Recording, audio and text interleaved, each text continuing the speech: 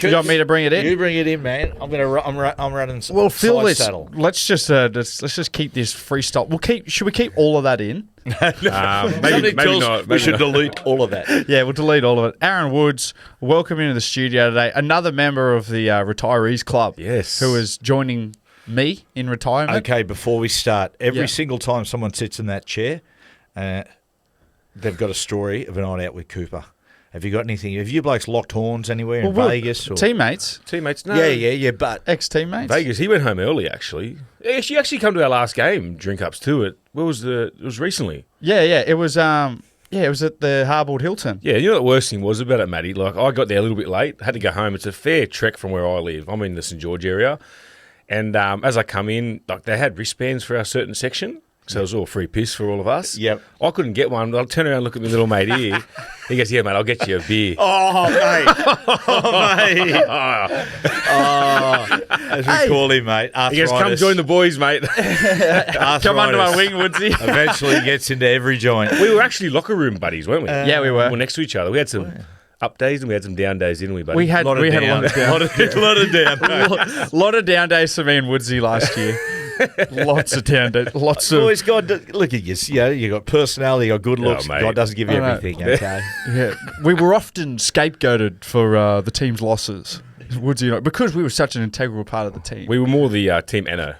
I think we were probably the only two blokes that had NO in the whole joint. Exactly most of the right. time. Well, the thing about it is they say the sport is 95% mental, 5% physical, and you provided the entertainment and lightened things up. That's it. Vital part of the team. We had a good time at it.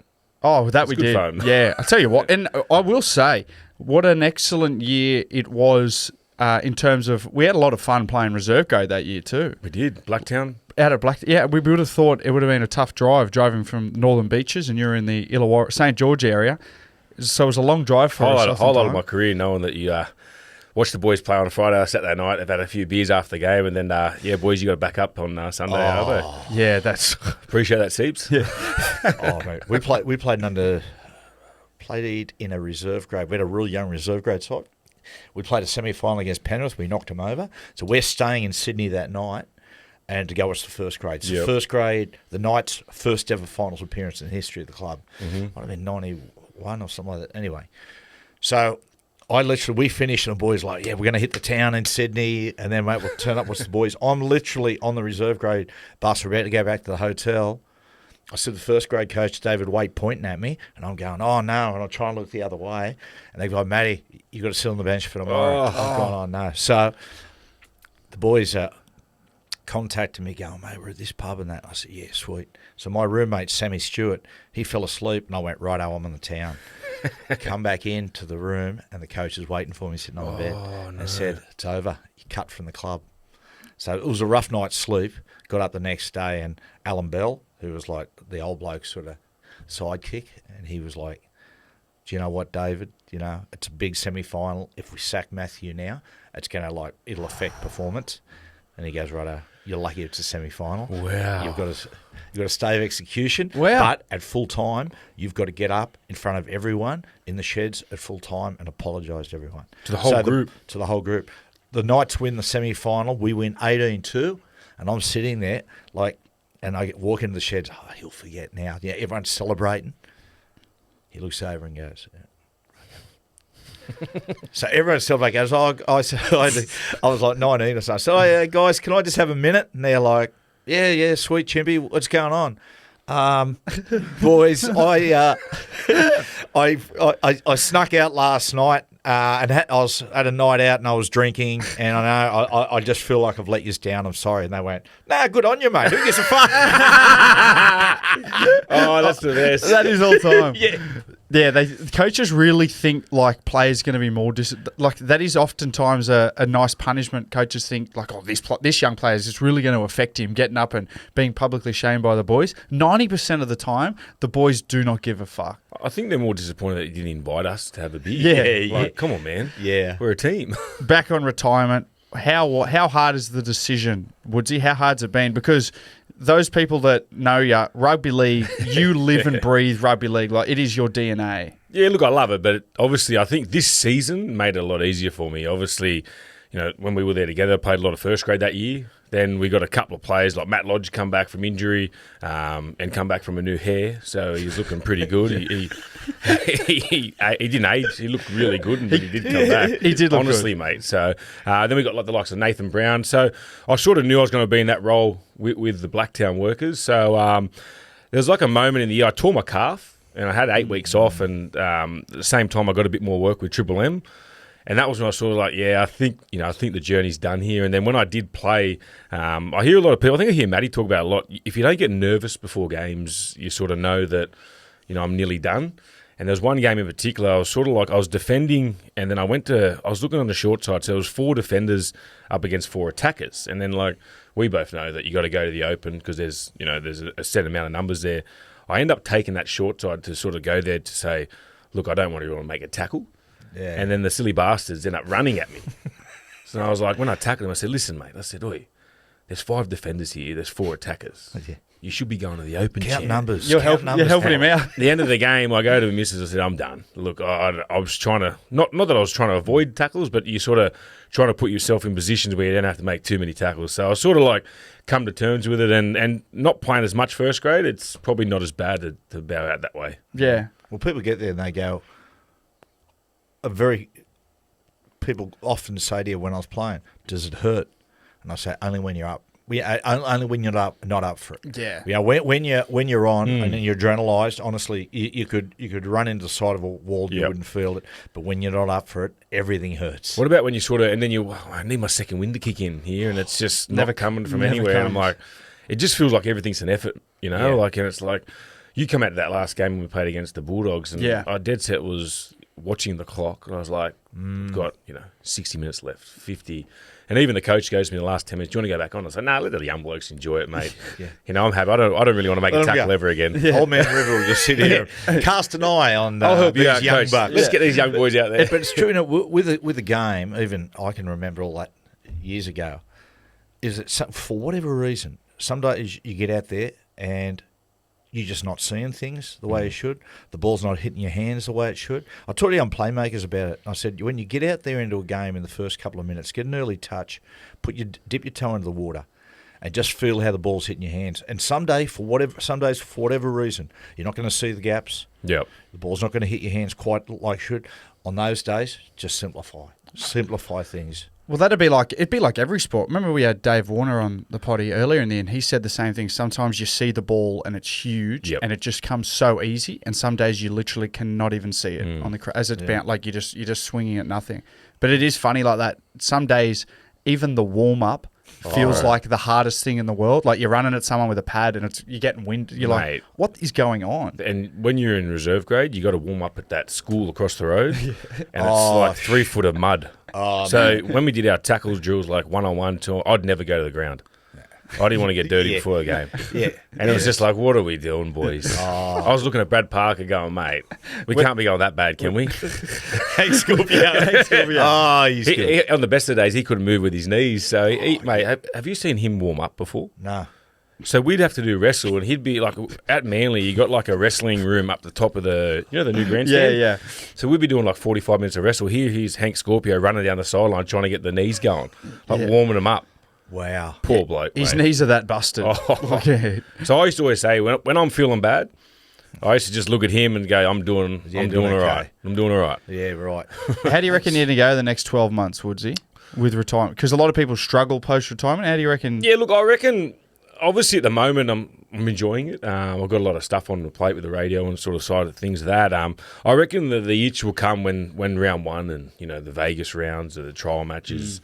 Look, I'm not really watching the internationals at the moment, obviously because I probably wouldn't be there if I was playing. Like, you wouldn't be selected, so it's not that much of a burn missing out on those sort of things. But when you sort of see the boys go back to... Look, I reckon I'll miss pre-season. I love training, love getting around the boys being fit. I won't miss, obviously, the wrestle sessions. Yeah. They're the ones that sort of make the days a lot longer. But when you sort of see the boys run out for round one, round two, and sort of like, and then they have a win... Yeah, you look you miss the camaraderie. Yeah, that's what you miss. You the miss dressing room. Yeah, the dressing room. You get, after a good win and all the boys are out on the piss. Oof. Like I'd just show up anyway, uninvited. But like you do miss that. Well, my favourite part was when you'd come into the sheds on Monday morning and what do you got for me, boys? Where's the stories? Yeah, You go to the single blokes, Yeah. Always. What happened on the weekend? Talk to me. Yeah, all the young blokes. I went home early. What did I miss? Yeah. That's what I reckon I'll miss the most. Yeah. Hey, back on. You just mentioned going to miss Vegas because last year you were the face of Las Vegas for Manly. You went over early. Yeah. Matthew was over there early at a similar time with you. Yeah, we did. Did you lock horns? No, I with didn't. The big fella, you didn't see him. I had to do a lot of things, and I was with James Hooper. I think he did a bit of stuff with us for the journos. Yeah. And he'd be like, "Oh, mate, I'm going to catch up with Matty," and sort of just kept my arm distance because they had Fletch there, they had Gordy, and they had Hindy, and I knew what they were getting up to. Yeah. Stayed away, but no, honestly, it was we had a couple of big nights over there ourselves. I was with Billy Walters. Yep. He's a good mate. Good of yours, man. isn't he? Yes, Yeah. Billy Walters, good man. He's a bit different. He's a little bit Yeah, different. he's quite reserved, isn't he? He's Like, very- he's a like reserved we'd be kid. sitting there and like having a good a beer at a bar and chatting around, and he's just standing there like that. Like Yeah. this. You gonna give us something, Bill? Oh, mate, Oh, I'll really? tell you. Yeah. That's not like him. Oh, mate. No, he's a gremlin usually. On Really? when as soon as the alcohol hits his bloodstream, he turns into a different bloke. Well, mate. I remember the time he was here. Let's not say what. We're out on the balcony, and there was Brandon Smith, Ooh. and there was Sammy Burgess. Yeah, ooh. And Sammy B started winding up with some stories, and Billy literally sat there doe-eyed, and then went, "Oh, I've got to go," and left. Yeah, the he wasn't stories dr- rattled him so much. Yeah. And at this stage, Billy showed up after about 5 hours of us. We were already pretty heavy intoxicated when Billy got here. He was dead sober, and Pretty heavily intoxicated. yeah. Seriously. Nah, he's a good man. He's good value. We also had Spencer Lenu. And Campbell Graham over Campbell there as well? Graham, big stretch. What Yeah. a champion he is. But the one thing was, so we were there for 4 nights in Vegas, and then we had to go off in groups. So one group went to Denver. Oh yeah. Spewing, I missed that one. It was Where'd heaps you fun, go? apparently. No, I went to LA. Oh yeah. Yeah. That's pretty good It too. was myself, Billy, and do you know Chucky, the photographer? Yes, Chuckstagram. He takes all the pictures for the NRL. Excellent photographer. Oh, is he? Yeah, Yeah. so they said to us, look, do you mind if you stay another 2 more nights? And we're like, oh, not. I'm in the middle of pre-season. I'm really going to miss training back in Sydney. Yeah, Of course, I'll stay 2 more nights. And then we ended up going on the sort of like your equivalent of the NFL footy show over there. Oh, right, okay. So we did some stuff with Rob Gronkowski. Oh, yep. Yeah, so we were lucky enough to say it was myself and Billy. Yeah, that's right. I remember seeing the video of yeah. you and Gronkowski on stage. He put a Manly jersey on. Yeah, so they sort of give us a heads up before we're going to get there. So I got a Manly jersey with Gronkowski put on the back, and I was just going to give it to him. He ended up putting it on that, and then Billy's sitting there going, "Oh, you fucking bastard." Yeah. He goes, "Oh, I wish I had done that in a Brisbane jersey." I said, "Oh, well, you didn't think, mate." What was he like? Yeah, nice guy. Champion. So they were only supposed to give us 6 minutes. We were there for probably 22 minutes. Oh wow. Yeah, with the whole crew. Yeah, wow. And- Were they asking a lot of questions about the game? Heaps, man. They were Heaps. They asked interested. a lot of questions. They were just talking about it, because they were doing a lot of promos for the game that was going to be on in February or early March. Yeah. And yeah, mate, they're actually excited about it. And they're going, man, you guys are heaps, like, you guys are so strong, like, no pads.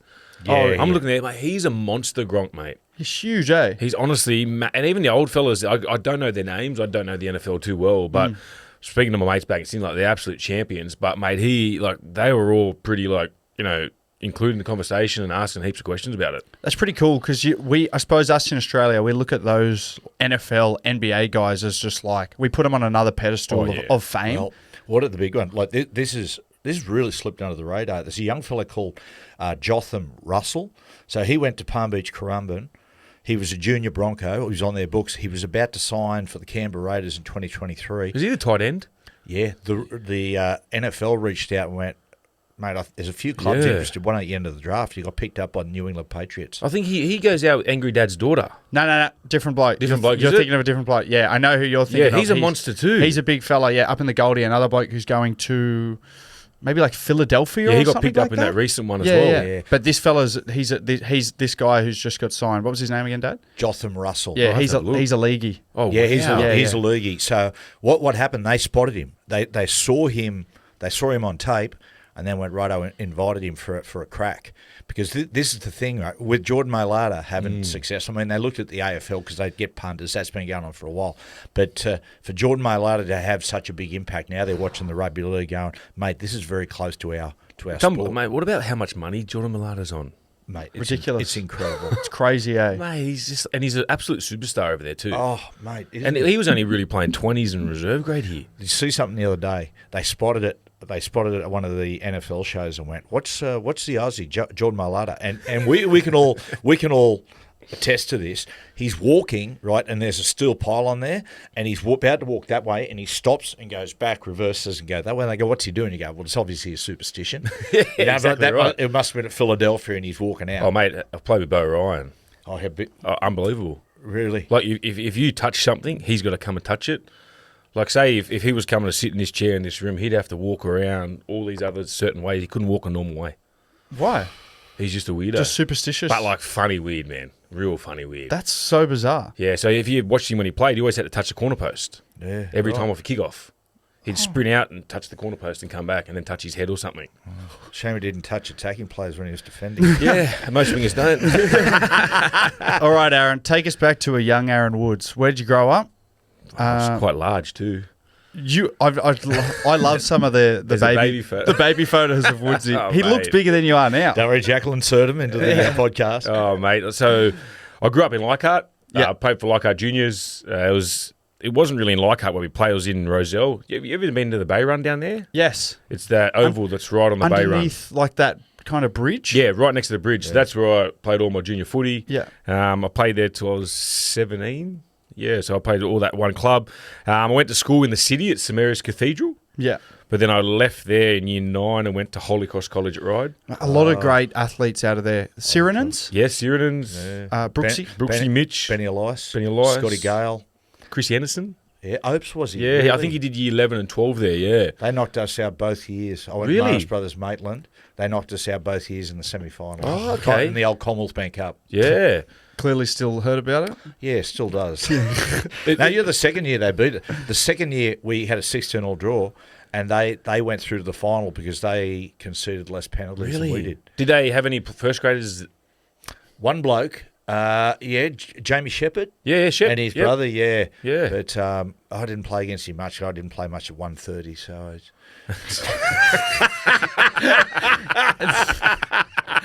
You're the best. Sorry, yes. guys. Sorry, Shep. Piece of shit. mate. Did you always want to play footy? Yeah, I Young did age? actually. But you know what? I tell everyone this story.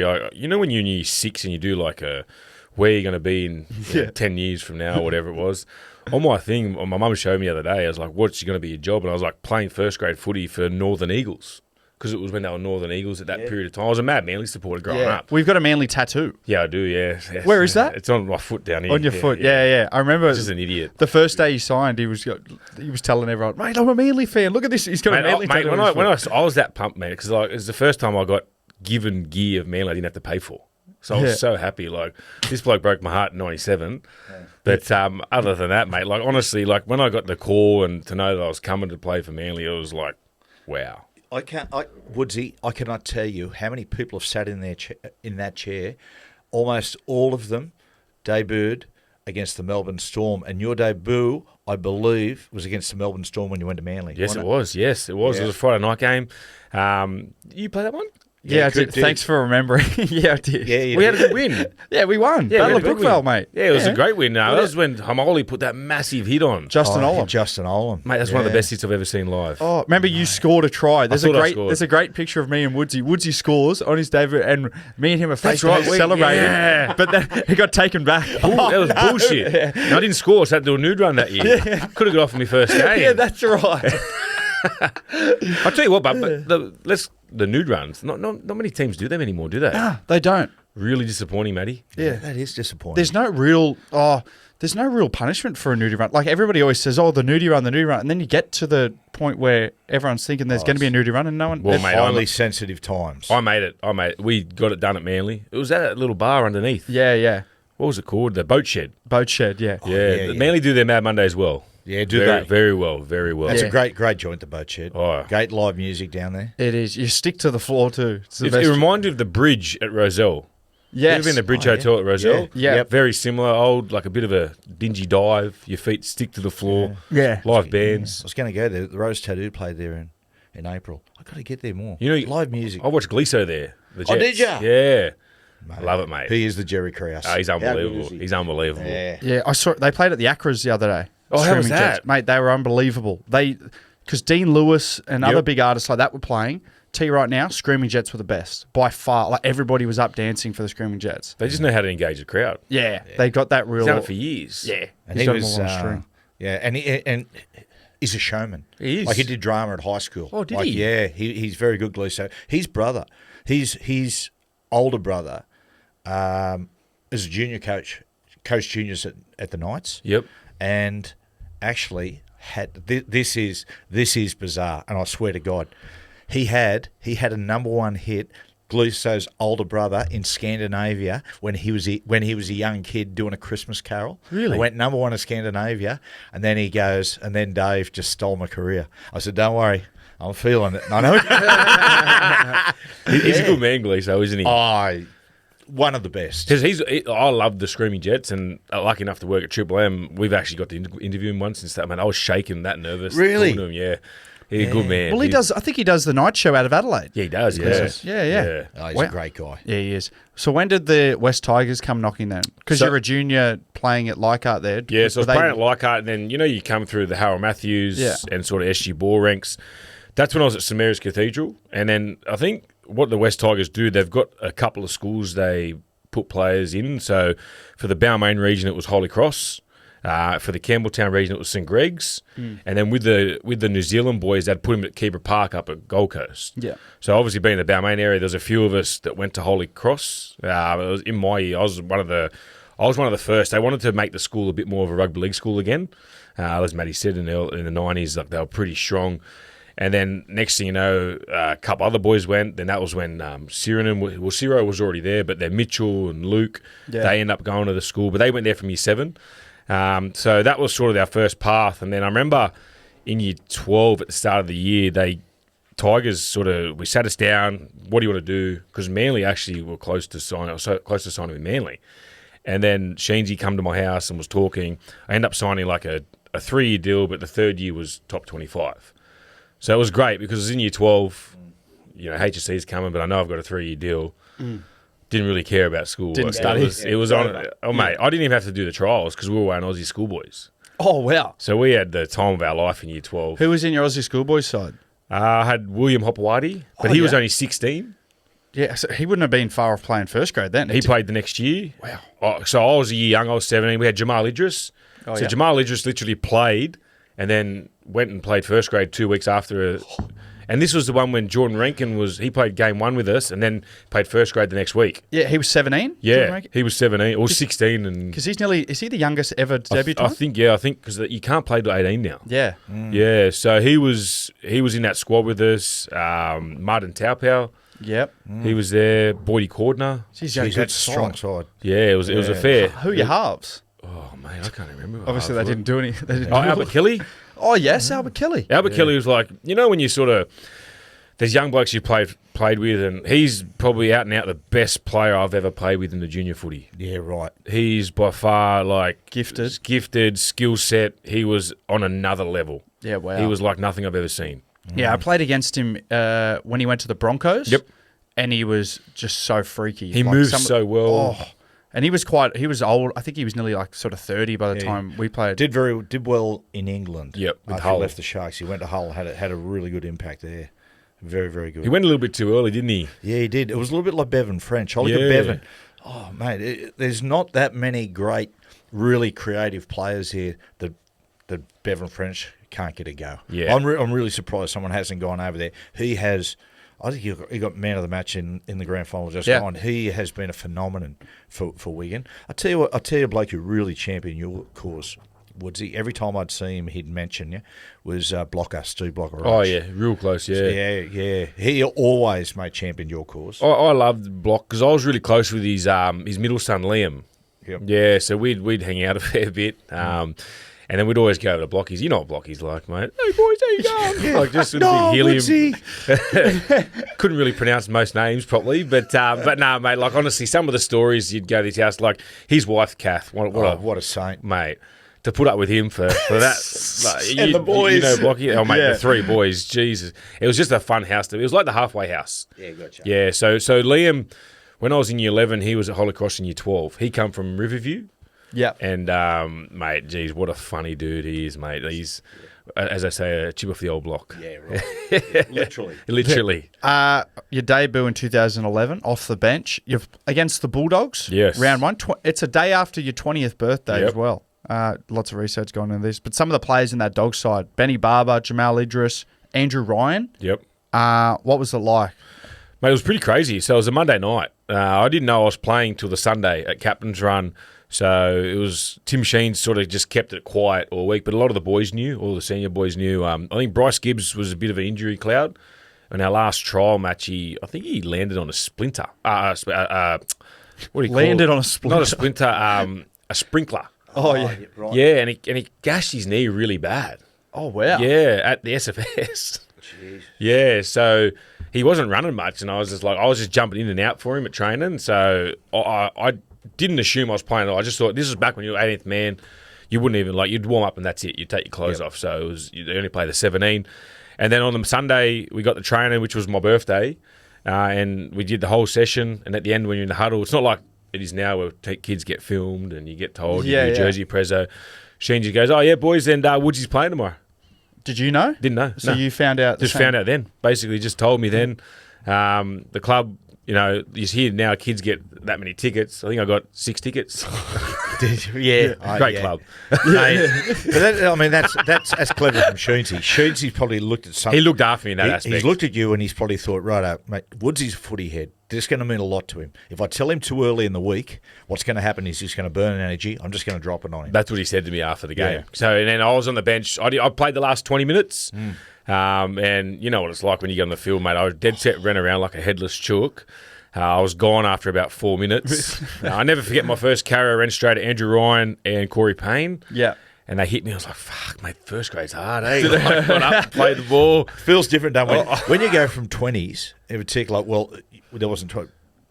For me, it was 21s, right? And you have your first crack in reserve grade.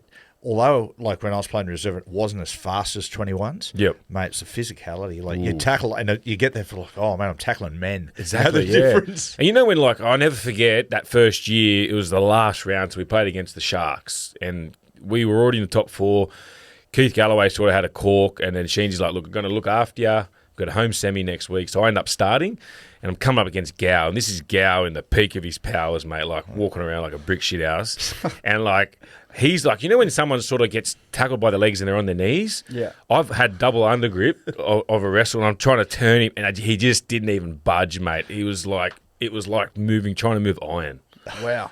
And at the end they go, so, mate, what do you eat? I couldn't tackle you. And a couple of years later, yeah. I didn't want to say it. Yeah. You're alluding to it. I love Gal. He knows that. What about, did you, being in that Leichhardt area, did you look up to Benji and the likes of Robbie and blokes like that? Were there heroes in that team? No, not at all. Not really. Not really? No, I see. I like the Tigers. Just love the style of footy they played. I was a big. So my 2 favourite players growing up were Jason Rolls and Ben Kennedy. Oh, yes. Yeah, big BK. Yeah, I spoke to Matty about it before. I just loved the way they played. I loved Ben when he was at Newcastle Knights. And then being a Manly supporter, he come across and, you speak to a lot of people at Manly. He changed the complete culture there. Changed it. Yep. Huge signing. Yeah. And he didn't get to win a grand final when he was there, but I tell you what, he was a massive part. Yeah, little things like Des was coaching then, and with Des was like is tickety-boo with everything, including diet.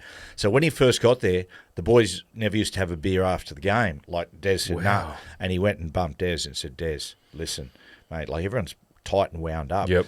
Let him have a beer after the game and relax. And Des went, deal, let's do it. Little things like that. There's little subtleties, yeah. And with Rolls, I was a huge Jason Rolls fan. I used to watch all his tape because he's a big body, he had a good offload. Skillful. I tried to get my game a little bit like his if I could take 1%. And he come back from the Super League. I think he went to Catalan's Dragons. He played for the Roosters. Yep, and we played him at Leichhardt Oval one night, and I was like, we got a win against him, but I was just filthy. I never got to speak to him after the game. And I think the next year he went to the Melbourne Storm. Yep, he did. Had a short stint there. Yeah. So we're playing against him, and then he's my favourite player, so he's trying to get stuck into it and all that. And then at the end of the game, when we're shaking hands, I went, "Hey, you're Aussie, mate. Can I get a photo?" And he's like, Like, we can swear on here, can't we? Yeah, go for it. You fucking taking the piss, mate? Like, he thought I was like trying to say he's an old prick. I said, no, mate, I said, mate, you're one of my favourite players. He goes, oh, fuck off, mate. And I was like, no, honestly, can I get a photo with you, brother, please? And he's like, you're not fucking taking the piss. And I was like, no, mate, I said, I'm dead set being serious. And he invited me into the sheds and I having a beer with him after the game and got a photo. Oh, mate. In Melbourne. Like, and that's, mate, as a young bloke, I was 21, I was like, mate, this is the best. That is the best. He is a terrific bloke. An excellent coach too, Rolsey. Yeah. He's going to do some good things at Parramatta next year. I had him as assistant at Melbourne. Oh, yep. Yeah. And he was such a good bloke. I could understand. The best thing about an assistant coach is the assistants, they probably don't wear any of the pressure. Yeah, so they're always the boys' best friends, but Rolsey could just understand when the boys needed a lift. You know, you go in there in video sessions and rather than putting tape up, he'd just put like funny videos that he'd watched over the weekend up. Extremely inappropriate videos. I probably can't say videos. Yeah, sort of extreme. No Rexona cans? Yeah. Oh, yeah, I know about that. Fair dinkum, mate. Yeah. Videos. So the opposite of what Shane Flanagan would do. Yes, yeah, completely the opposite. Where Flano thought he was funny and it wasn't. And nobody would laugh. Yeah. Flano at Manly, Flano would always think, oh, how good's this stitch-up video going to be? And he'd like, righto, boys, I've got, here's a video of Sharon Woods. And he put something up that he thought was really funny and no one would laugh. He'd be like, do you remember that day when I give it to him? Like, yeah. He was like into me, like he kept, I've saved your career, and like just kept hammering me. And one day on video, he's like, oh, look, fucking, you reckon you get a quick play of the boy, you old fucking, you know what I mean? I said, oh, mate, don't take your frustration on me. It's not my fault Ben Hunt doesn't want to fucking play for you. And it was filthy, dude. Oh, mate. Oh, yeah. Hasn't that been just an ongoing saga with Benny Hunt? I mean, look, you know, divorce can be tough, but geez, they've dragged it out for a couple of years. Jeez, have they what? Mate. It's still going, isn't it? Still going. Flano was in the paper saying he's filthy, and I'm going, mate, Flano, this has been... Mate, Flano would be filthy if he won the lotto. Come on. Yeah, gotcha. True. Yeah, because you'd have to split it with someone. Tight piece. What about at the Tigers? There was always seemed to be... it's still a knock on it now, but there always seemed to be back then, like, from the outside looking in, culture issues. Riffs was in the club.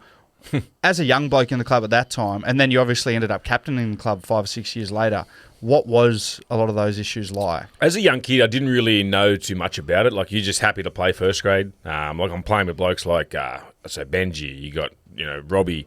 Well, early days, I think it was really good because you had the likes of, your Todd Paytons, Gareth Ellis, these blokes. Hino? Chris Heineken was there. You had these, even like a guy that doesn't get much mention is Bryce Gibbs. Yeah. He used to pull blokes. He was like, even if you're having a beer, he was the one you'd go to if there was any drama, or he's the one that Denny Dareman.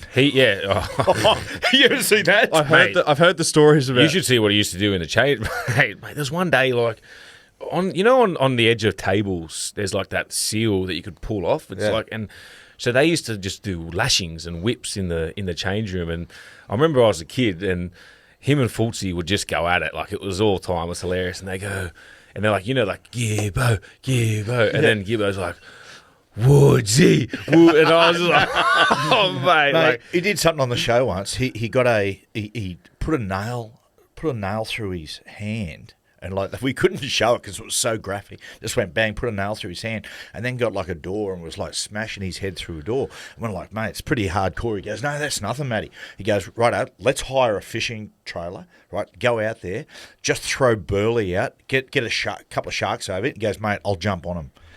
I was like, Gibbsy, I just don't think. Have you heard the story about Bryce Cartwright? John Cartwright and Gibbsy? No. So. Okay, go. He didn't get picked for City Country, and so we're at this place at Epping called the Tracks, and Farah's in City Camp and reaches out and just said, "Oh look, Cartwright said you're not tough enough." I don't know if Farah made it up or not. I'm a kid. I'm a kid at this stage. So then next thing you know, we go back to I think it might have been Benji and Maltz's place in Breakfast Point, and we're just having a beer. The next thing you know, Gibbsy comes out with a plank of wood, a nail, and a hammer.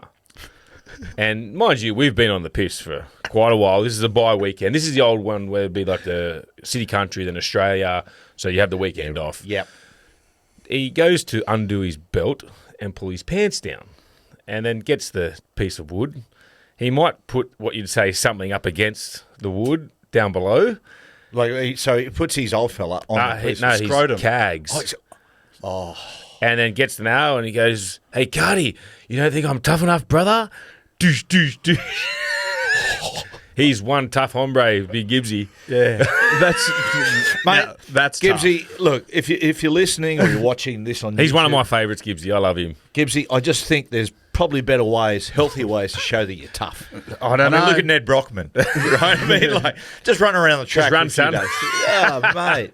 Hey, well, while we're on a lot of that stuff, 2017, Teddy, you, Oh, yeah. Mitchy Moses, Luke Brooks, you all come off contract. I don't know how the club allowed that to happen where their big four all come off contract at the exact same Good time. manager. I've got a fair idea what happened there. Hold on to your wallets. But you guys all you all come off contract together. There's a huge sort of, speculation. Where's everyone going to go? Did you guys meet up together during that? Like, were you guys talking? Yeah, we about, spoke about it, yeah. Because you boys would?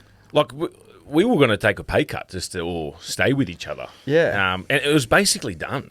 So it was all done. And then I remember I think I was going to be the first to re-sign, being the club captain, which was a week before round one. And then I think it was going to be Teddy, then Mitch and Luke together because we're all juniors. And, in the pre-season, so it was really funny because we'd have so many meetings. And when I was a captain, you'd meet with a lot of the board and you'd have to do a certain amount of things. Really? Yeah, it's like just to say the board were doing stuff right and the chairman Wouldn't and all be a that sort pain of in the stuff. ass. Oh, mate. And when I got out of those meetings, it was basically all they were asking me was all this stuff on Jason Taylor. And it was like they wanted me to say he's shit house and give him a reason to sack him. Ah. Yeah, That's- right. Yeah, and that old trick. And then so I just, after the first one, I was like, I'll give him a chance here. Like, I don't really want to get involved. Like, I'm happy playing footy. Jason, I'm playing for Australia. I'm playing for New South Wales under JT. He's been good for me. Yep. The only thing I didn't really agree with was the stuff that happened with Farah. He's playing for New South Wales number 9, and then you put him reserve grade. Yep. I think that was a pretty poor move, and it cost us our season that year. We were still a chance of making the 8. Other than that, it was all good. And then I had another couple of meetings, like, just have a lunch at West Lease Club. And then, I just was like, mate, I think they're trying to... Yeah, they're trying to spear wrestle him. They're trying to spear him. Yeah. So and then, Woods. Yeah, And Woods then- slams Taylor. They And use you as the example. But you know what happened? So I started doing 360 with, I think it was Benny Eichen and Paul Kent at the time and James Graham. Yep.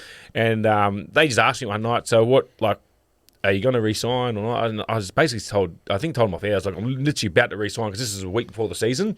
And I hadn't done it. And then they'll go, we'll just ask you about it on air. And then I was like, oh, yeah. And they go, what? I said, you want to know who the coach is going to be long term? And next, the headline, we need to know who the coach is going to be. yeah. And then we won round 1, and it was a game when we played against Farah when he first played for Souths. That's right. So it was a really big build up for that one. And then we lost 2 on the trot, and we had a big. So it was a discussion. We got beat by Canberra. It was like, I think we got beat like 40-14 or something, and it was a pretty poor display. And then JT and myself were sort of just talking about things outside the dressing room. And there's a little bit of an altercation, not with us, but there's another couple of players, and I was just like, fuck, it'll be all right, we'll sort it out, blah, blah, blah. A couple of the players, Just a bit of frustration, like, gotcha. with what happened with the game plan-wise and all that. Literally, we have, so we drive, that was a Sunday, we drive back, we had training on Monday, recovery review, we're at Enfield Pool. So we're having a swim on the massage table, and mate, this is when we all just got Twitter. We found out then that he got the arse. Jason Taylor. Taylor got the Rissole. So every player had to go to West Ashfield. And everyone thinks it was a lie. So I'm fair dinkum. That's how we found out. Mate.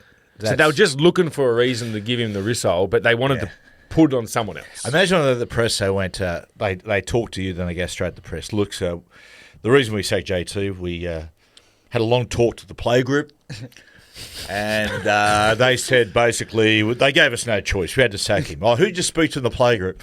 Woodsy. Yeah. Well, it hurt me because Farah went the year before, so normally he gets put on everything to him. Yeah, that's right. And now I'm the... You've turned into the scapegoat. Yes. No, and the hard thing was I was on 360 Wednesday nights. Oh, no, it was Tuesday night, I think. And then Wednesday morning I'd do like an interview with Big Sports Breakfast with TK and Slats. Yeah. And you know what it was. The next 10 weeks was just... it was relentless.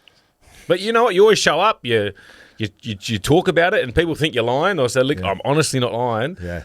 I'd love to be able to tell you more, but I can't. Is that when all of that happened, did that get you guys offside with the club a little bit? Yeah, it frustrated me. I just wanted to just them to own it. Yeah. Yeah. Is that probably why, yourself, Mitch, Teddy decided to leave? It was one of the close reasons, and then I think we played against the Bulldogs on Anzac Day.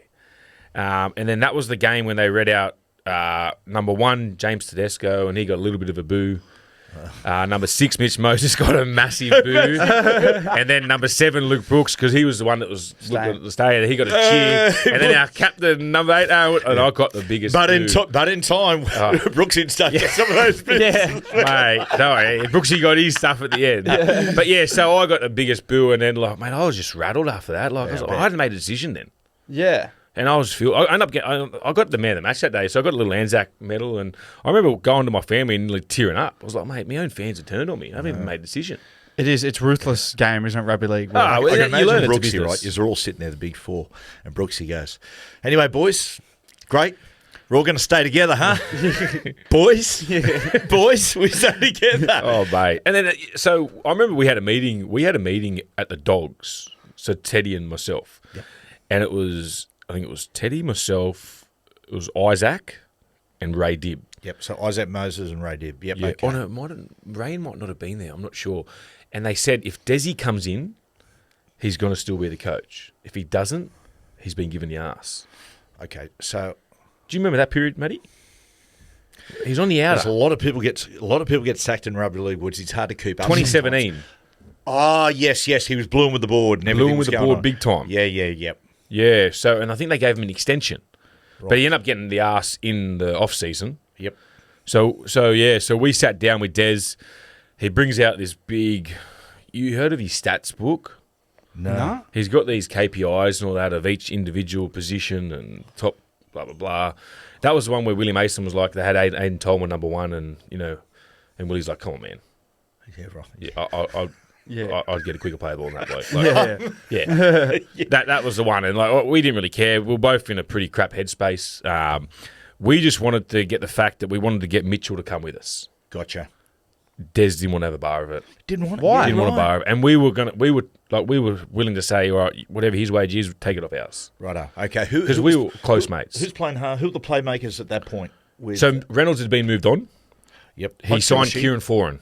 Gotcha. Okay. Des just wanted Kez. And who was out there? Trent Hodgkinson, the other half with him? I think Trent was at Newcastle at this period. Yeah, Oh, right. you're right. Matt Frawley was the other half there, yeah. Yeah, okay. Yeah, so Newcastle, where halves careers go to die in the last 20 years. after a certain somebody. doesn't he coach them too? Oh, mate, unbelievable. Yeah. Oh, mate, it's the eighth immortal. Oh, mate. No, it's the eighth immortal. Oh, tell me about it. So Des walks in the door. We all pretty much basically get told he's going to be here. And then we try to persuade Des, and then I think we end up moving on, and then we had another meeting with him. It was at the Belmore facility. They full gave us a jersey each, me and Teddy. Oh, the jersey. And they did a presentation. It was like, Oh, no. And I was at this period of time. I was like, I don't give a rat's ass. I just need to get out. I'm over footy. It's turning into a business for me. The club's turned, whatever. And then I literally thought Teddy was coming too. Minicello rings him from their connection in Italy camp. I think Jack might have been there in that camp when they were together. Jack was. Yeah. So, boom. Gone. Uncle Nick swoops under our radar and gets him. It's not like Uncle Nick to get under someone's guard and just... Unbelievable. So, Yeah, would have been. Do you oftentimes think have you chatted to the other boys and said, what if we all 100%. had stayed? I always say, look, because I signed at Dogs, and then so Des left, got Rissold, Ray Dibb got the punt, and so did Raylene Castle. So I've got there, and I've just like everything that said we were going to do, it's all gone. I'm like, mate, what have I done? Yeah. Right. Oh, this is horrendous. Yeah, well, let's talk about the Dogs just for a second. Because you signed there. How long was your contract? You signed there 4 years. 4 years. Yep. And But stayed 4 weeks. Is yeah, that it? was it about 4 or 4 5 weeks too long. So you left halfway through the year before the June 30 June deadline, 30, and you go to Cronulla. Yep. What were the circumstances in you actually leaving? Was it So the cap was horrendous. Yeah. They stuffed up their cap. They had blokes back in. I think Greg Eastwood was on like 900 and That's for the right. last 2 years, things like Yeah. that, which is fair play to him. Like, he's got to get his money. Yeah, I remember. I think they said it's the old trick where they go, "Well, mate, just to let you know, you're on this sort of money, but if you don't move on, we're going to play in reserve grade." And I remember Greg Eastwood going, "No problem, I'll play reserve." So grade. he had another year as well, Matty. Yeah, so he was contracted till 2019. And then we sort of got a bit of wind that they couldn't get any players to move on Yeah. because the other clubs wouldn't take them for the salary. And my manager at the time went to them and said, look, if I move, if I get, if Woodsy gets a bit of interest, what do you say? Like, they go, we didn't want him to go, but if you do, we're happy for him to go. And the only two players they could sort of move on was myself and Moses Mbai. Yeah. Yeah, so we were the two that ended up moving on. Look, there was a couple of discussions with certain clubs. I think Newcastle was one, and the Roosters or Sharks for me. And then, look, I looked at the Roosters. I spoke to Teddy a lot. I just didn't think I'd fit in there. Like, I'm a bit of a different character to... Oh, no, you're not, eh? Oh, what? Woodsy, don't be too hard on yourself, mate. I'm a different cat than what those sort of blokes are. Look, they're great players and all that. But then I looked at the Sharks. Like, I'd played with Wado. I'd played with Paul Gallen, Luke Lewis. Yeah. I played a lot of footy, and it wasn't too far from where I lived. It was only 20 minutes. A bit more rough around the edges, those blokes. Yeah. Bit more knockabout. They're terrific lads. Yeah, terrific have a blokes. beer on a Monday, Tuesday. Yeah, beer and thongs, not Ralph Lauren polo shirts and Lattes. piccolos. Yeah. What Teddy's turned into. Hey, well, before you go to the Sharks, let's talk through some of your state of origin experiences. Oh, yep. Because that was, going to the Bulldogs, probably that period ultimately hurt a lot of your representative jerseys that you had at the time. I think you lose your jersey your state of origin jersey when you go to the Bulldogs. But the years before, your debut in 2013, as Queensland win their 8th series in a row. What was it like playing against that Queensland side? That was hard, man. Yeah. Like, you look, there's no weaknesses in the team. You look at who that, mate. Billy Slater at fullback. I think Darius Boyd was one wing. I can't remember the other one. Like, Greg Inglis was in the centres with Justin Hodges. Yeah. Matt Scott. This is when Matt Scott and Nate Miles are flying. You got to remember. Mate. And you got JT. You got Cronk on the bench. You got Lockyer. Smith. Like, I tell you what, a lot of the times, if you watch the games, like, we didn't get flogged a lot. It would be a moment in the game, and all it was a simple, we'd have them under the pump, we'd be winning by like 2 points or 4 points. Fucking Cameron Smith would come out, they'd be on their 20 or 30, he'd kick the ball, and then would be pinged. You'd see Thurston, Cronk, and the outside backs just fly in, and would be 4 tackles on our try line, would come up with an error, and it would just change the complete momentum of the game. Yeah. It was so frustrating. Mate, that is their big play. Yep. When they are under pressure, they oftentimes say, it's absorb pressure.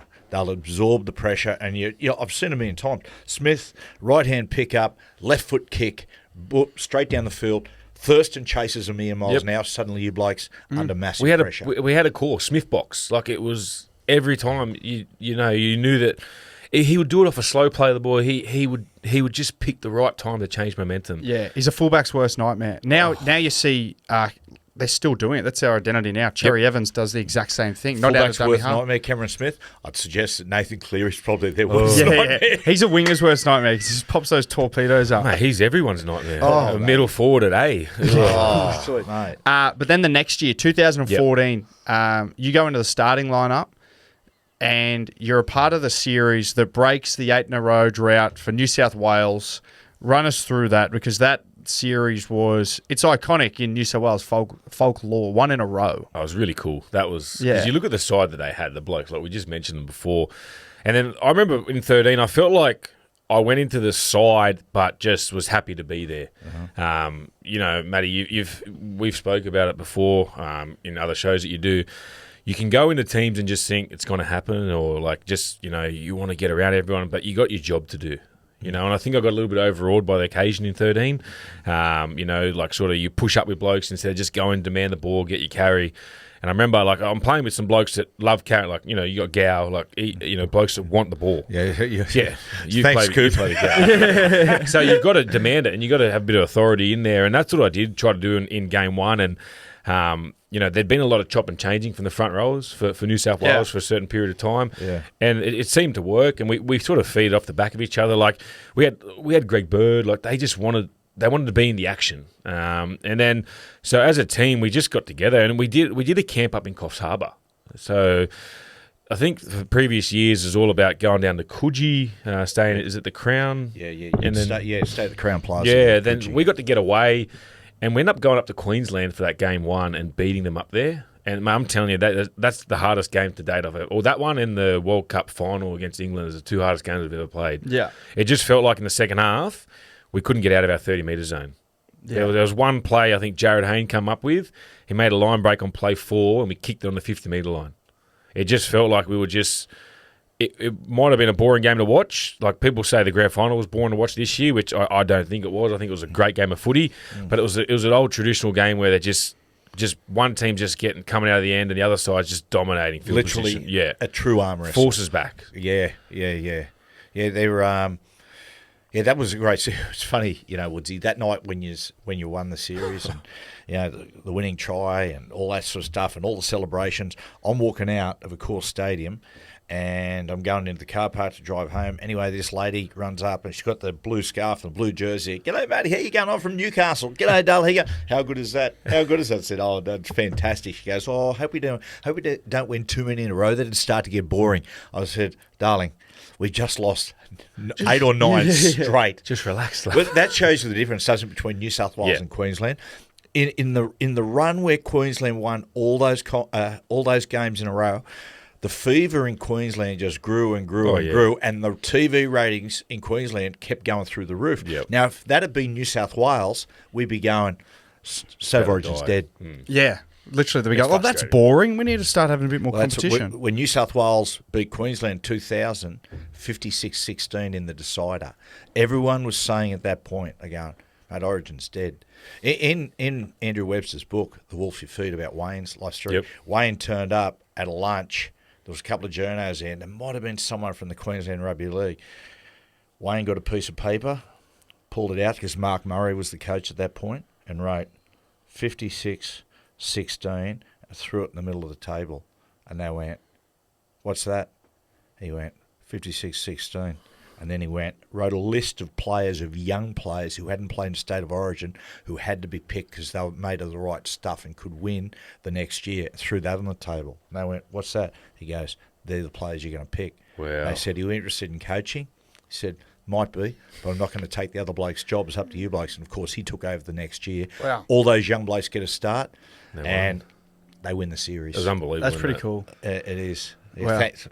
Well, see, thanks, guys. That's one of the few stories you've told. That's a great story, yeah. We'll cut every other story you've told today. We'll just leave that one.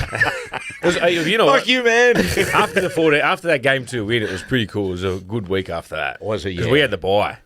Yeah, true. Oh, how good. Oh, Matty, there's a lot of piss. Yeah, because that's weird because you still got to go and play game 3. And game 3 camp, mate. We knew, we wanted to win 3-0, but... Were you partying? Was it... Yeah. We had some good times. It's done, isn't it? The series is won. You got to think of eight series in a row we lost, and to finally win one. We still wanted to win that game 3, but fuck, we had some fun, man. Jeez, I hope Laurie gets another crack. I love 0 point Laurie. Oh. You don't get... And at the moment, they're saying it's unlikely because the NRL rule won't change the rule, the fact that he's associated with a gambling company. Guys, it's Laurie Daley. I've met people with as much integrity, but no one with more. Great fella. Terrific. Absolute. Even just picking his brain in camps, mate, people don't realise how much he did in the game. Oh, mate.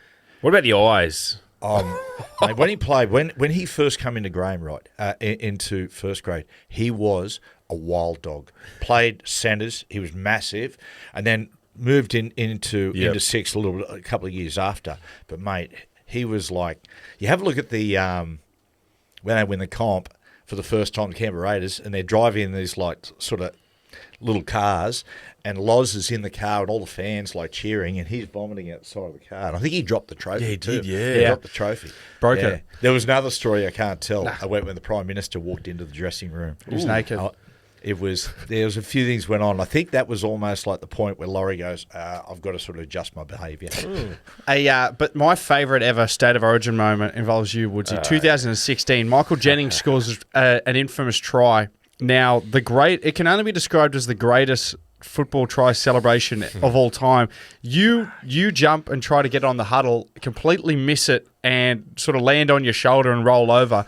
But meanwhile, there's so much going on. James Maloney goes and shoves Corey Parker in the back, and then you see him run away. Yep. And who else? Clem's pushing and shoving with Dane Gagai, I think. Yeah. Jack Bird gets tripped over by one of his own teammates. Michael Jennings celebrating by himself. Yeah, and you're celebrating in front of the referee.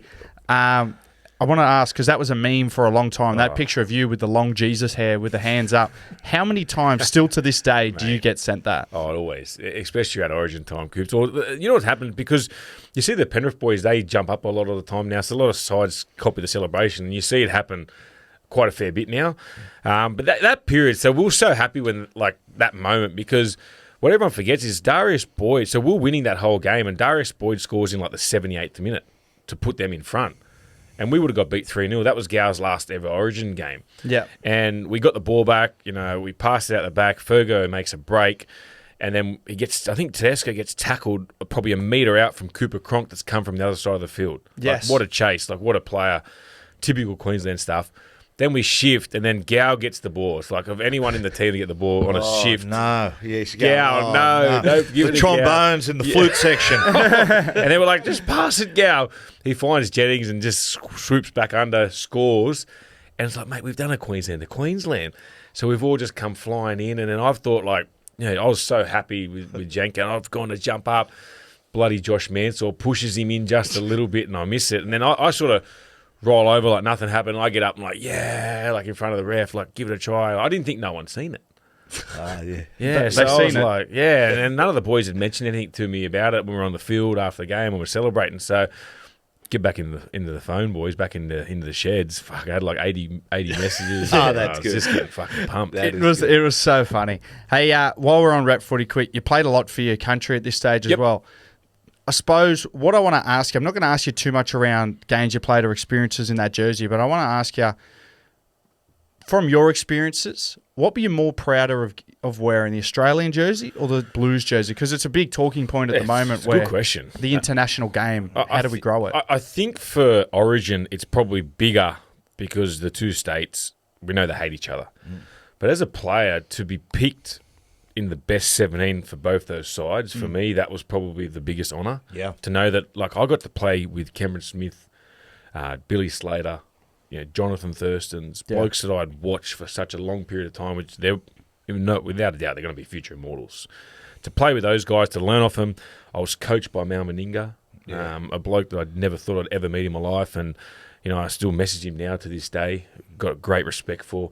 So for me, I definitely reckon it's the Australian. How do we grow that? I don't know how we grow the game because it's hard. Like, it's not a world sport like rugby union. It's the blessing and the curse of state of origin. Yes. I mean, the state of origin is at the moment it's the pinnacle. It should not be. No. Right. It should be. It should be national football.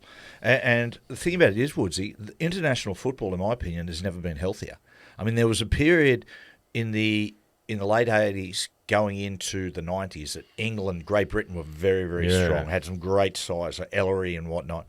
But at the moment, mate, it's never been stronger. You got Tonga and Samoa who have just emerged. Well, did you watch Tonga the other week? Like, mate, if they had, not disrespect, a bit, Yeah. a 9, when Sonny Luke come on, they looked a lot.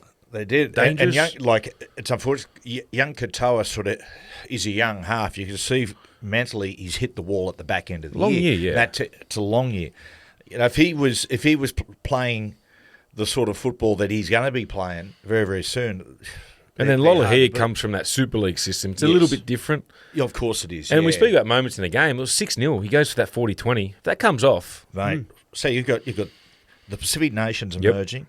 England have been strong. They've come on. They've done some good stuff. And New Zealand's powerhouse. Yep. New Zealand's powerhouse. New Zealand, even with Jerome. I'd love to see Solomona there. Oh yeah. Oh yeah. Yeah, He's so big, eh? He's so big, so scary.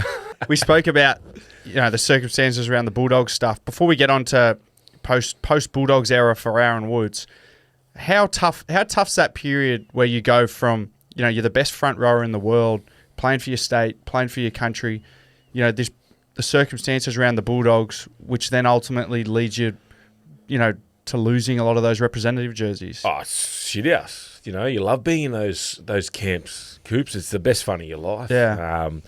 It was obviously you make a decision, you got to back it. But mate, there was days where I'd like I said to you before, I signed under Des, so I thought I was going to, I've heard a lot about Des, and like I love my footy, and I heard that he's going to be you're in early, you're doing a lot of footy stuff, so I was really looking forward to it. And then you go to someone like Dean Pay, what a great man. Yep. But I just think he probably wasn't ready to coach yet. Yeah. So, and he was just thrown into the wolves, like poor Dean Pay. Like when you look in hindsight, I'm surprised Dino is not getting spoken about. I know. As far as state of origin, I think it'd be a great state of origin. Yeah. Like, what he did, looking back in hindsight, the Bulldogs, he did remarkably well. He had a group of kids. But I think it's also scarred him a little bit too. I don't think he's doing anything in the game anymore, Matty. Yeah, right. I think he's back on the trots out at Dubbo. Oh, is he? Yeah, he was a great fella. Like, and probably in some of the situations that we had, like we had some tough periods at the Dogs when I was there. Like we lost about 6 or 7 games, but we'd lose by 4 points max. Like, we could defend, we just couldn't score points. Yeah, that was. I used to watch this. Yeah, it's funny, isn't it? When you don't have that really. I'm not going to say icon. It doesn't have to be an iconic upper, but let's say like you have got great playmakers. It gives you swagger.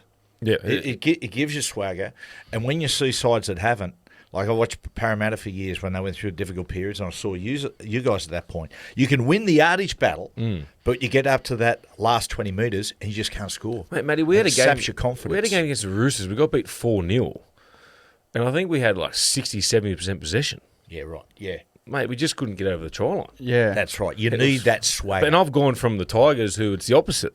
They don't want to tackle; they want to score points. Yeah. So just waiting to get the ball back. 6 tackles and we get it. Yeah, that's right. If we don't let it try.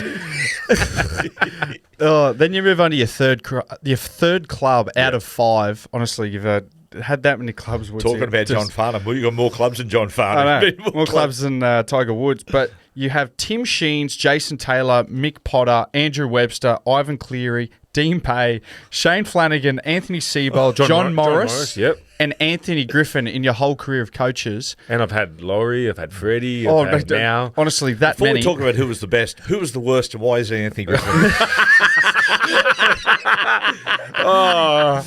Well, yeah, that's my question. Best and worst coach of... Obviously, I will go with the worst first. Yeah, well, mate... Be kind, Woodsy. You just said it there, mate. The tone of the way Anthony would. I like to have a little bit of fun, take the piss a lot, but train hard and that. Yeah. Queensland blokes are different, completely different to what I was, and especially where he was from in Queensland country. Straight down the. Didn't know. I don't think he could read the room well. Old hooky boy. Real different cat. Yeah. Just very. If people understand listening, a Queensland take on rugby league. Yes. Didn't understand, structures a lot. Was just about making your tackles and just kick long. Effort. Yes. Yep. There is a definite difference between Queensland Rugby League and New South Wales Rugby League. Yeah. There is a difference in that. And the other thing about Woodsy, right? People who have been assistant coaches under Wayne try to take the magic. Wayne's got the magic. The magic is Wayne himself. Yeah. And people try to go away and they try to be minimalists. Yeah. Like, what about that? Yeah, I don't know about that. Coaches, you're trying to be Wayne here. Yeah. You're not Wayne. 100%. Yeah. It was... He really struggled to talk, like, you talk like this. And it just used to, fuck, mate, give us some emotion about something, And the only time he showed emotion was captain's run when he knew they were cooking a barbecue. Like, it was his favourite thing. He'd always get if we ran out of bacon and eggs on a captain's run, he'd be filthy. He'd be fuming.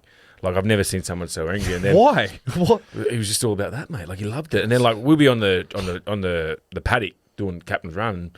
And he goes, you reckon they got hey big fella? I used to always go, hey big fella, you reckon the barbecue's ready yet, mate? Fuck, I don't know, mate. I'm fucking good training. Last thing I'm worrying about. But a funny story about Hook.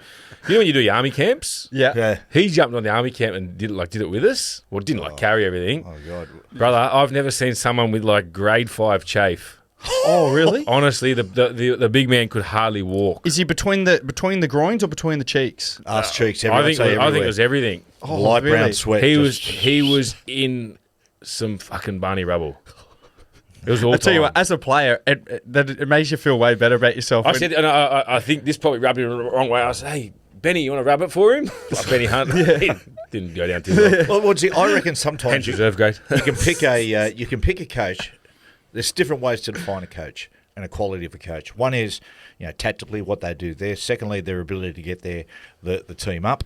And the third one is their ability to break bad news, the willingness to break bad news to a player, and the way they do it. What was he like as far as that is concerned? Like telling blokes you're not going to be here next year, or telling blokes you're in reserve grade. Oh, well, like when my one, remember when like the stuff happened when I went to Manly? So we just had a training session. It was round 2, and we had a training session in the afternoon at Cogra. Then we went to Dragons Lease Club, which is just across the road. Yep. We had some dinner, and then I had to go and commentate a game for Triple M. And it was the game when Mitchell Moses had just re-signed. So they played against Penrith. He kicked the field goal. Remember when you went like that? Yep. That one? So what happened was we were having dinner in the little room at the Lease Club, and Hook kept looking at me and Benny Harron. And I'm like, what are they keep looking at me for? Like, have I done something wrong here? And then I was like, I must be getting dropped. Like, blah, blah, blah. I'm going to give you an extension. Far from that. And then, so what I've done is I've hopped in the car, obviously had to leave, go commentate the game. So I've rang my manager, who's got Mitchell. Yep. And I just said, mate, great news. Like, what's it all about? Like, what's happened? And he goes, so what have you heard? And I was like, Mitch has just re-signed for the 4 or 5 years. I want to pump him up. Like, just, is it because with Dylan Brown, there was a lot of boom. Yeah. What is it? Thing in his favour, an option. I said, he goes, no, it's all sweet. And he goes, but what have you heard about the other stuff? And I'm like, well, what are you talking about, the other stuff, mate? And he goes, I thought that's what you were ringing me about. Didn't Hook speak to you? And I was like, no. I said, mate, to be honest, he was looking at me funny at the dinner we just had. And he goes, they're trying to do a swap with you and these 2 other younger forwards at the Dragons. At Manly? Oh, sorry, at Manly, yeah, to do the swap. I think it was Alex and Fafita. Yes. Oh, they would have went, oh, no. Mate, so what happened? Then they made me 18th man that game. It was we played against the Sharks at Cogra, and then we did the game, and then at the end of the game, so I had to do the blue shirt, just do everything properly, and by this time, all of it come out. Woods is probably going to go to Manly, so I've come out of back on from the field, and then Hook goes, mate, can I just grab you in the room? And I was like, yeah, what's up, bud? And he goes, I would love to have told you, I said, well, you fucking didn't, so it's all good. I said, it's part of business, eh? And I just walked out. Yeah. And then literally, my missus, like, she's the worst, like, because, like, she's funny, like, but we played against the Sharks. My youngest is a mad Shark supporter, because we were in the bubble with Cronulla when we were there. That's right. Loves Ronaldo, wearing number 5 jersey. Yeah. That's cool. And then, as I come out, who's my wife standing next to with my son in the Sharks jersey? Fucking Hook's wife. Oh, no. So you're ready to fire up and go, mate, this bloke, yeah, right. I was like, let's get the fuck out of here. And then as I'm walking down, I see those 2 players. Alec and Fafita, And I go, boys, when are we going to hurry up and fucking do this deal? Yeah. They were with that Mario Tate. Yeah. Literally next day, I'm driving to Mudgee. Oh, yeah. Because we were in Mudgee for Manly. That's right. That's right. Yeah. That's the last time I spoke to Hook. Jack and I played against each other. Last time I spoke. Yeah. So, okay, so there's your worst. Now on the positive side, let's. Who was your best? Your favourite coach? I've had a couple. Obviously, you know how I get along with Flano. Yeah. He lets me be me, and he encourages us to have a joke with him. And he's quite honest, Flano. Very honest. That's just refreshing. Yeah, like, where you stand. Like, if you have a shocker, well, we're not going to beat around the bush. Yeah. This is what we're going to work on. And if you have a good game, you played it right. Let's just, he's pretty good with you. I love Tim Sheens. I learnt how to play rugby league under Tim. You learn the fundamentals. A lot of times kids come to first grade, they can't even pass left to right. They don't know what feet to pass off, how to tackle, which feet to use. Tim was so thorough on all those little things. Have you ever had a conversation with Tim? Yeah, you can't get away. Oh, hey, Sheensy, how's the side going? 3 hours later. Mate, I was talking to him about I had a birthday party, I had a wedding to go to. We end up talking about a wedding for 2 minutes and then got back to rugby league. Yeah. Like, for another 2 hours. Like, he just loves it. He lives and breathes it. Like, that's why I was sort of surprised that the Tigers did move him on. I thought they would have put him to lower grades, maybe help the young kids out in those pathway systems. But, mate, what a to learn rugby league, I know he's getting a bit older now and they're saying he's forgetting a few things, but just the little subtleties, like just the fundamentals of the game, you learn so much from Tim. Scientist, mate. If I had to if I had to nominate one coach that I wasn't coached by that I wish I was, it'd be Sheensy. Yeah, he was so I good. just loved the type of football his sides played. I loved the way that he would change the game at times. I mean, the Green Machine, those great Raider sides, when he took over that the game had been under the 5 metre rule, and they started to stretch them apart. So he took rugby league at that point. He was smart enough to realise the game is going from the defensive era into an attacking era, and they started to play sideline to sideline. And then I'll never forget the football that 2005 side played at the I was about to Tigers. say, he's just flat and fast. Played fast, a lot of through the middle, angles, and sideline to sideline. It was just beautiful football, and it changed the game. His game plans, I've never seen anything like it. Nothing's ever come close from some of the game plans. And like now they give you sheets. Yeah. We used to have a whiteboard. He'd write everything out. You'd have to write it down, and then you'd have to do a rewrite and hand it back into him. He just wanted you to know what the game plan was. Yeah, And right. Now a lot of the times with coaches, they just get the spine, which is the 9, 7, 6 and 1 in. Yeah. Mate, and I'm going out there because I like rugby league. I know what's happening a lot of the time. And we go in the field and I don't even know what we're doing this weekend. Yeah. You don't know what they... Yeah, Yeah, not because everyone they don't knows. sort of relay. They just say, we're just doing this with the ball. Well, Yeah. Tell us, mate. Like, That's right. Good be sorry. Yeah. Yeah, that's so when we right. go into these drills, like we know, all right, bang, I'm going straight into this one. We know exactly what we're doing. And that's what Tim was really good at. So I'll give you some things about Tim, how that they stopped him doing this. So Tim was sort of a revolutionary and experiment in changing the game, all this sort of stuff. For a while there, when they used to play in home games, he used to have blokes sitting in the grandstand, at either end.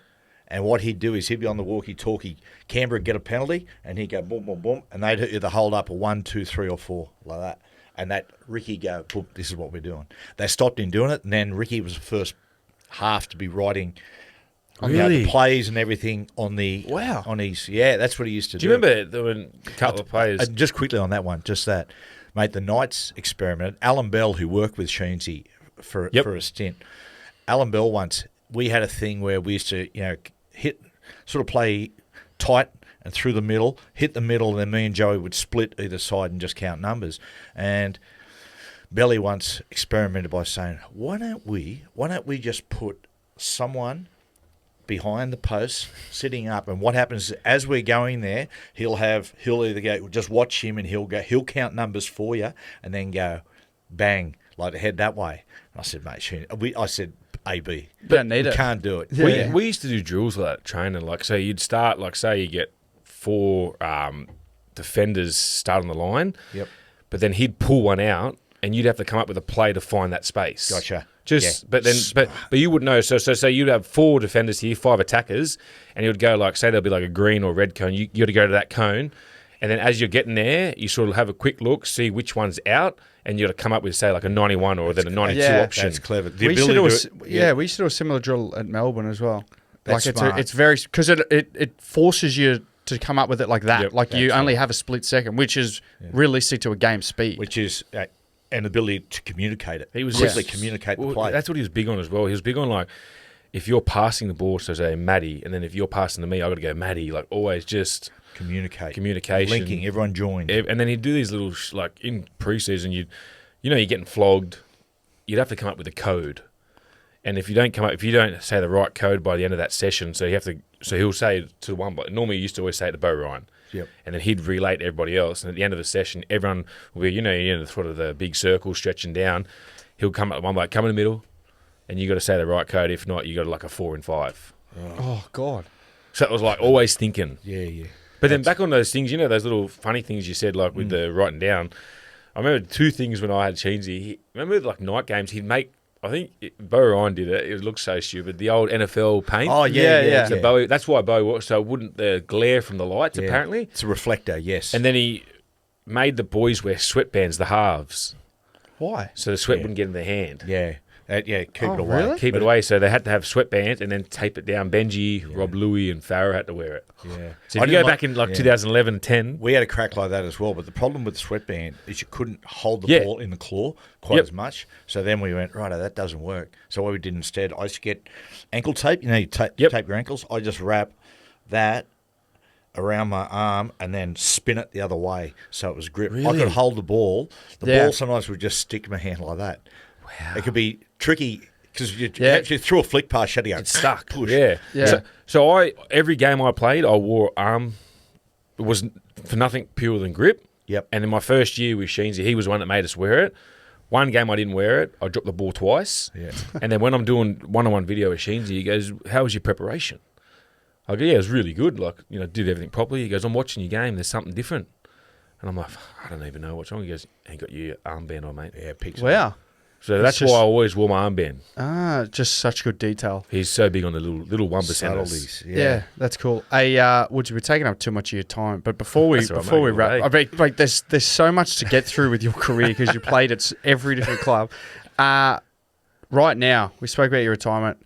The next 5 years, because we were talking upstairs with you, you're doing outstanding stuff at radio at Triple M. Yep.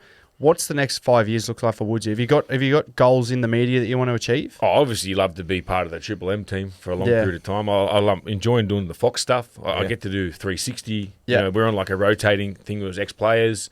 Doing some commentary for the upcoming Pacific champs. I've got Fiji and Cook Islands. That'll be good tonight. It's good, mate. It's getting your flying That's hours it, up. yeah. So it's been good, mate. I love it. And one of my favourite things is the commentary. To be able to do that, I love it. And it's going to be different next year, not being able to play, but be able to commentate. That one thing is just finding the right balance, because you don't want to always come out. I spoke to Matty about it. It's about like when you have a comment, when you make a comment on something or have an opinion. Look, it's not always going to be right or wrong, but some people might take it the wrong way. But this is just my opinion. Yeah, like I'm not having a go at someone. I had to make an opinion on the Ezra Mam thing the other day, and I just said what I feel. Look, that could be right, it could be wrong. But then you got to sort of remember when you say things, don't make it personal.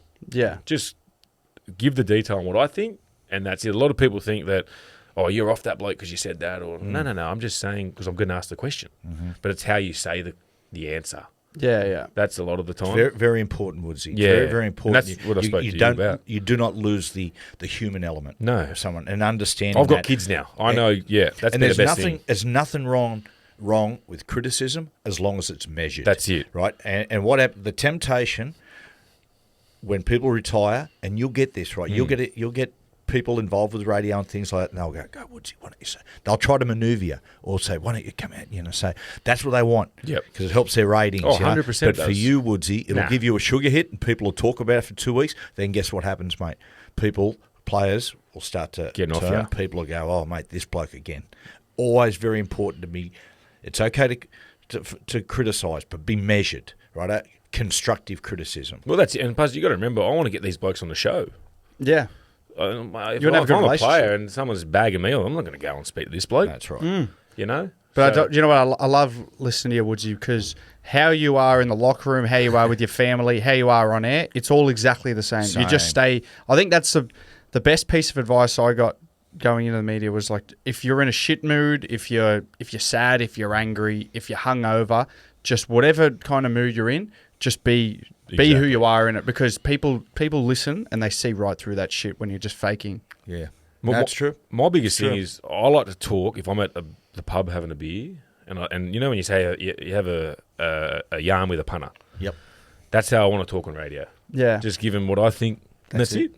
That's it. People are listening. They want to be entertained, and that's what with my shows I always say to the boys. It doesn't matter if we're going to talk serious football or we're going to take the piss.